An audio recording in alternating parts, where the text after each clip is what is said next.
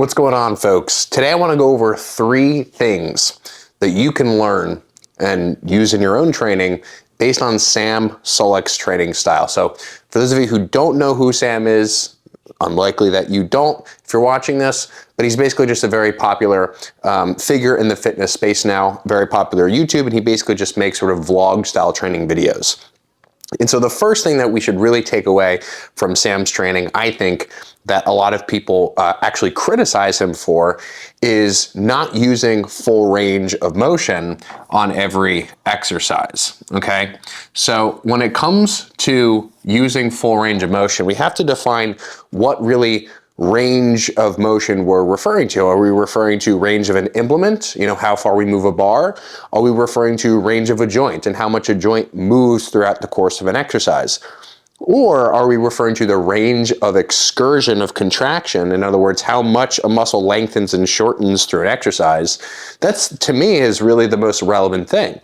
And so if you look at every exercise as targeting a specific muscle and working that muscle through a range, we really just ideally want to use the range that the target muscle is most involved in. So a very good example of this is the way in which Sam will do his presses on the Smith machine.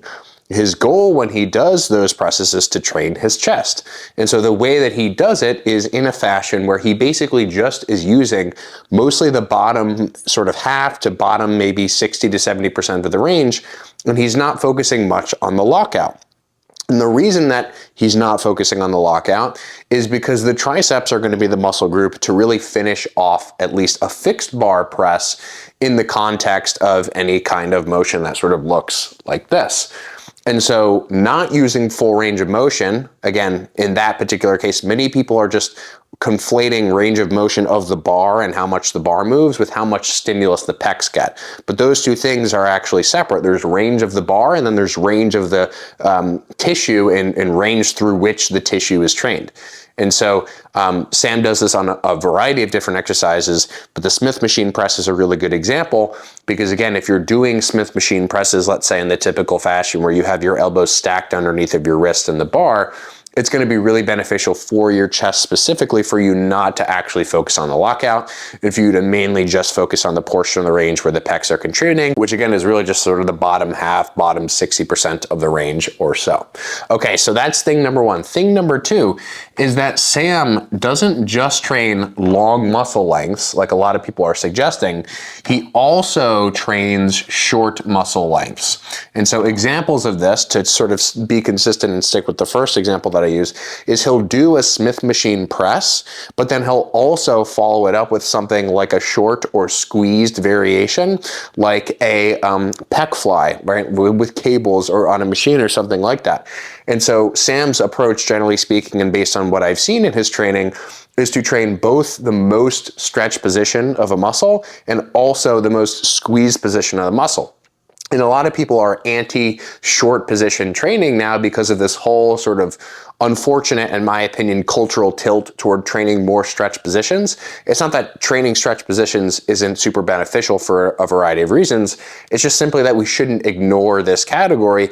And I think Sam has sort of spoken on this before in that there seems to be just an overall benefit orthopedically as well as just actual growth of the tissue to doing both of these kinds of variations. So again, sticking with the chest example, doing some kind of press and then doing some kind of fly in whatever order you prefer, I think on average is going to yield better results, not only from a hypertrophy standpoint and also an orthopedic and a joint health standpoint. I think that kind of thing and that kind of approach makes training more sustainable and it will make your muscular development in the end, or at least ultimately, more well developed. That's an opinion.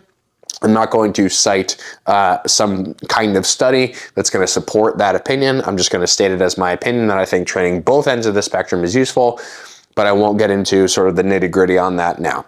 So number 3, and perhaps this is the most controversial actually of all of these, is that Sam likes to ego lift. And I'm going to put that in quotations because people have different definitions of this. My definition in this context, because a lot of people call it ego lifting, is really going to be specific to the way in which he executes different exercises with a little bit of sort of that tossing kind of approach. So a good example of when this is maybe more obvious to people when he's doing it is on something like the way he executes his pull downs, right? So a single arm pull down, which he'll often do, or a 2-arm pull down with a fixed bar, he'll often do. Both of those, in both of those kinds of exercises, what he'll do is toward the top, he'll really try to sort of yank the weight, and then toward the bottom, he controls it a little bit more and allows it to come up a little bit slowly until he gets to about the top position, at which point he sort of does a little bit of letting go so that he can sort of use that momentum to move into the top and then to reverse out of the top into the bottom. And a lot of people will say, oh, that's bad, that's not good. But let's just take the cable pull down example, whether it's the single arm or the double arm one. The cable pull down is an exercise wherein you, from a mechanical perspective, are going to be much stronger in the top. Like your ability to produce force is going to be higher toward the top portion of the range. But the exercise and just the nature of how the cable resistance is set up makes it so that the top is easy and the bottom is hard. And so in essence, what sort of allowing a little bit of acceleration to move you into the top and coming out of that top position with a little bit more intent to drive, with a little bit more of that sort of ego lifting appearance, that is going to be a strategy that in certain contexts will make the motion more uniformly challenging throughout the entire range. So in the context of the cable pull down, if you're at the top of a pull down and you're like really, really slow and controlled, you're pausing at the bottom, you're really, really slow up into the top, what's going to inevitably happen is the bottom portion of the range is really going to be the only portion of the range that's substantially challenged. But when you use a little bit of that sort of tossing manipulation to your technique, what you do is you shift the challenge more toward the portion of the range which is unloaded. So in simple terms, in the context of a pull down, if you toss it a little bit out of the top, you make it a little bit harder on the top and proportionately a little bit easier toward the middle and bottom end of the range. And what that can do is that can actually allow for a more complete challenge throughout the entire range. Again, assuming that you're not just like, everything in your body is moving, you're really not controlling it. That's not what I'm referring to here. And so you'll see this in Sam's training in the pull down specific variations and in a number of other variations, where he'll allow for a little bit of that sort of tossing, but it's like a rhythmic tossing. It's not like this gross looking thing that you see a lot of people at public gyms doing where their entire body is moving, right? It's just like this subtle intent to accelerate something with a greater degree.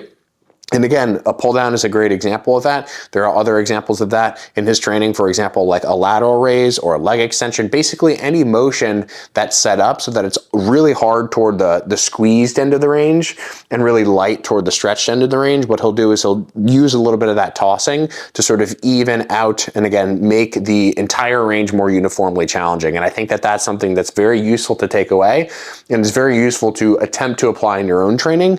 If you're maybe hesitant about it, just start from a place of like, you're not going to just do what you think and imagine is ego lifting. You're just going to use a little bit more acceleration on the top of a pull down or a little bit more acceleration in the bottom of a dumbbell lateral raise. And you'll notice and you'll start to see a shift in just how much of the total range is, begins to be more challenged. So I hope these three things, all things that, again, that I think Sam is applying and doing really well, you can implement somehow in your own training. And if any of you have any other things to sort of point out, other than just the fact that he trains hard, because that's, an obvious thing that I thought was just boring to mention, definitely leave a comment below.